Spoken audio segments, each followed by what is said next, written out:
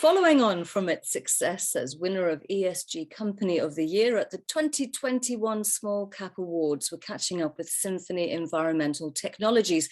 It's involved with technologies that make plastic and rubber products smarter, safer and more sustainable. Listed on AIM, its market cap in December 2021 was £42 million. The chief executive is Michael Laurier. So Michael, when I first interviewed you about 6-7 years ago now, my concern was this idea is ingenious. Will it catch on?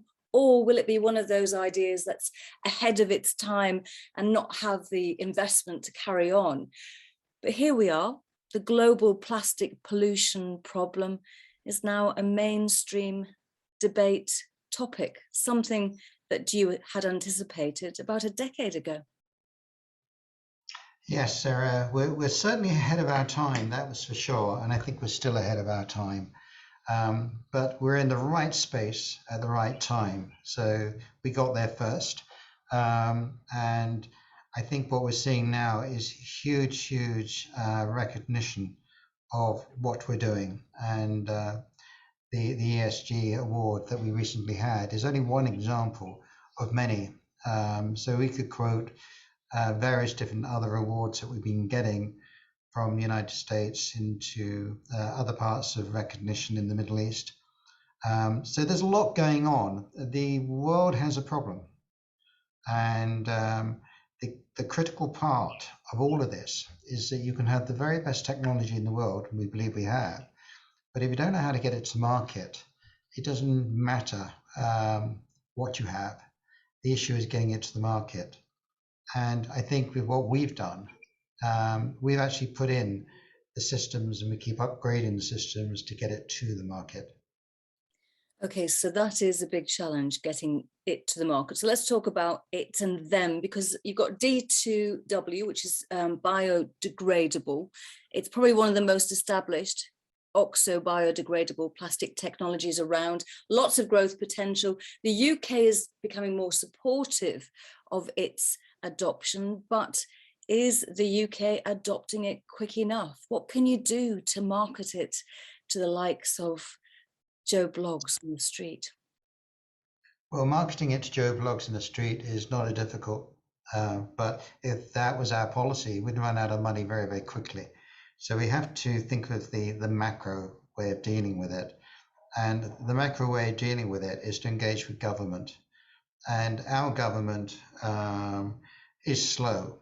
We claim to be the world's best in terms of leading by example on plastic pollution. Sadly, we're not. But it's fortunate that we do have a lot of good relationships that we're building in the political system that will allow us and is allowing us to deliver the message. And we keep coming out with really good scientific evidence to support that what we've got really does work. And it's not just our own lab testing, it's a series of independent studies that proves it. And so we're tasked, and we continue to do this, with letting the decision makers within government, the DEFRAs and the others, we ask them and we press them and we keep pressing them, look at the evidence. And if you look at the evidence and you read the evidence and you allow us to explain the evidence, you can only come to one conclusion.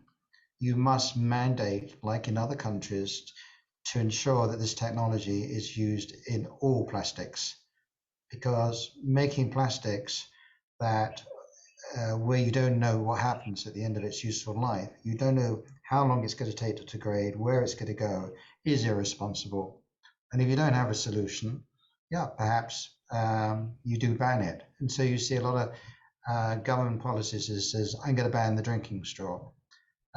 Crazy. Because banning the drinking straw is a major headache, particularly to people with disabilities, is a major increase in CO2 evolution, because when you use paper, you're going to have 5 times more CO2 emission from using paper versus plastic. So our technology, and it's already going on, will allow that plastic straw to degrade and biodegrade within a period of time that is not decades. It could be months, it could be 1 or 2 years, but it's not an unknown forever scenario.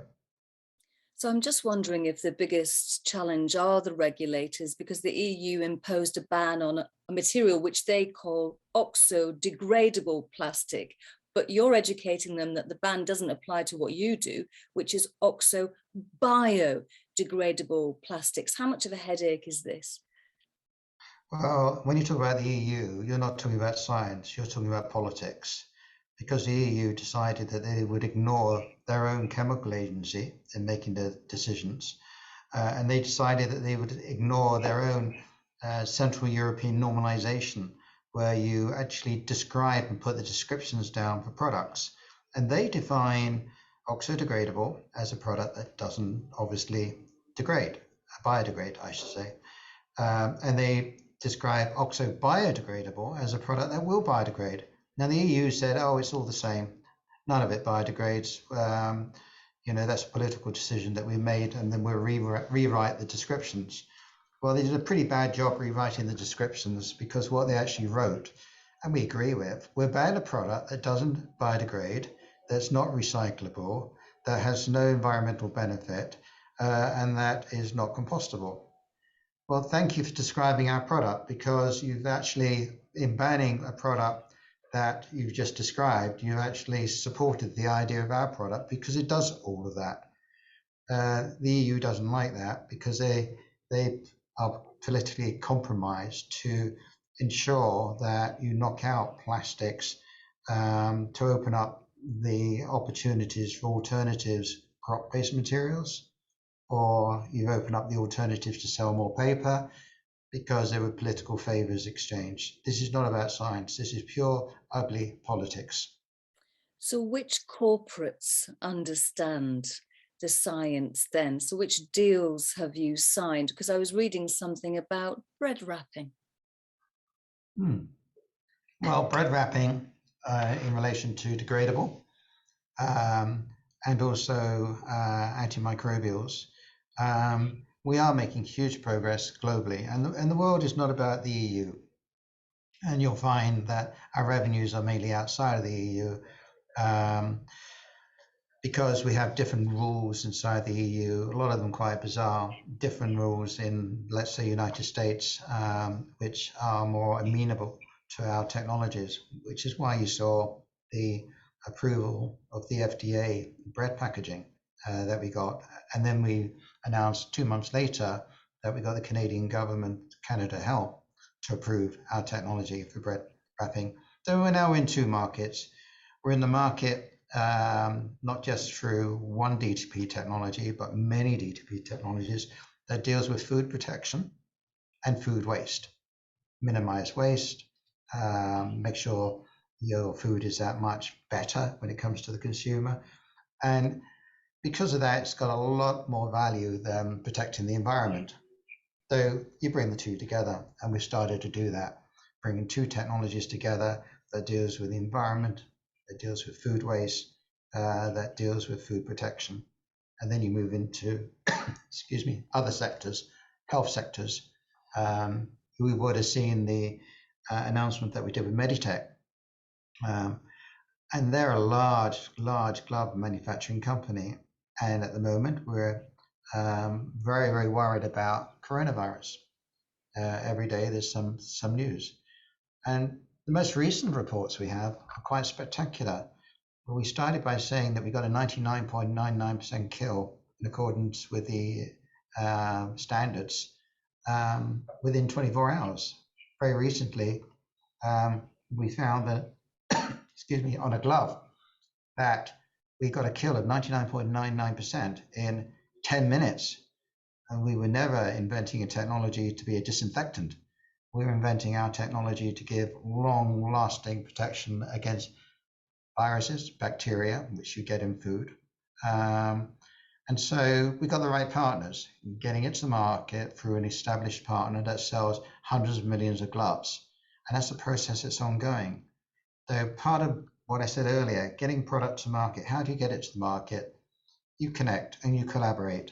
And that's what you would have seen from our recent communications, the JV with Indorama in relation to India, difficult market, complicated, but put in the right people that understand the market, put the right resource behind it. You've got the right technology at the right time. So our preparation work is beginning to succeed. That's an incredible anecdote about serendipity, how you've managed to create something that wasn't the unintended consequence of science. But of course, science and innovation takes money. So what's the cash burn? Because I suppose your tech is developed now and you're onto that partnership stage. Well, you're not seeing much of a burn. Sometimes we burn, sometimes we don't burn. Last year's performance showed quite a small loss. The first half of this year showed again a small loss.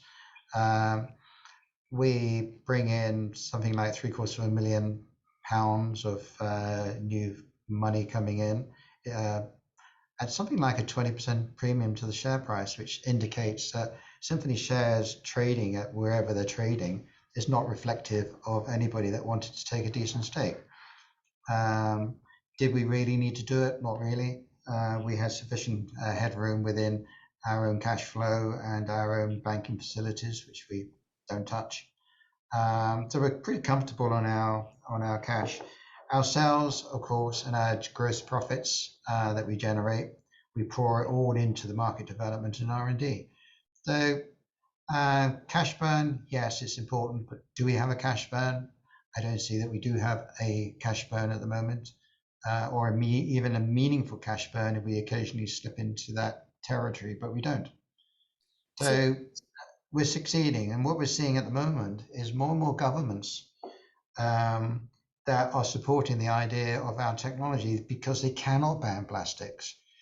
The Indian government have put a ban on plastics below 50 micron, in some cases 70 micron. Doesn't mean much to you, but it's a market that uses 30 micron all the way down to 10 micron. So they're saying to the people that are using 10 micron product, the law now requires you to spend 5 times more and make it 5 times thicker. Wow, how does that improve plastic pollution? So the penny will drop because there's going to be and is massive protest. We need to use plastic to protect our food. We need to have plastic in our hospitals. We need plastic face masks. We need plastic aprons. We need plastic drinking straws. We need all of it. And you're trying to ban it. So you come to a point where something's got to break. You can't ban plastics. You can't put law in place that makes it impossible and too costly. And then you've got a proven technology that resolves the entire issue. How long does it take before it turns the needle in a big way? And the evidence is not long. You see it already in Saudi Arabia, where you've got government officials going out and fining factories for not complying with the legislation. And that's moving up a few levels as we speak. You've got other parts of the Middle East doing the same. We've got markets in 2022 in Latin America that are also passing laws that make it compulsory to use sustainable biodegradable option. Okay, biodegradable. The compost companies that compete with us selling a product 3 times more expensive are in those markets, but people can't afford to pay 3 times more for a product that won't biodegrade in the open environment, but will biodegrade if you can pick it up and find a compost. Well, you find compost in Mexico City, forget it. What you will find is loads and loads of plastic pollution in the oceans and in the environment.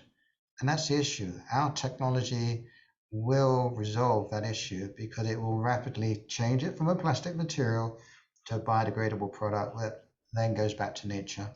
They're in a great place, a great time, and we're really, really excited about our 2022. I'm delighted to hear it. So I think you've answered my final question, which is, do you still think you have the silver bullet to the global plastic pollution problem?